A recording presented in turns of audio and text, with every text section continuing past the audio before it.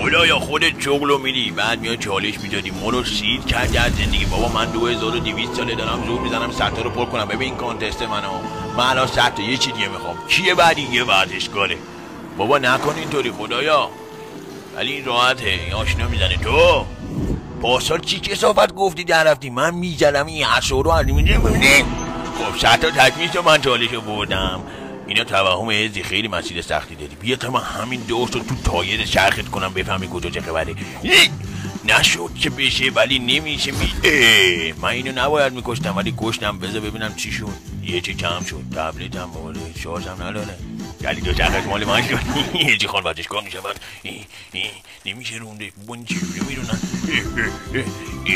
سمت راست رفت. بابا این بیشتر از من داره میره تو دره. با من ازیم تو چیز دیگه. منم میرم ولی من کمتر از اونم.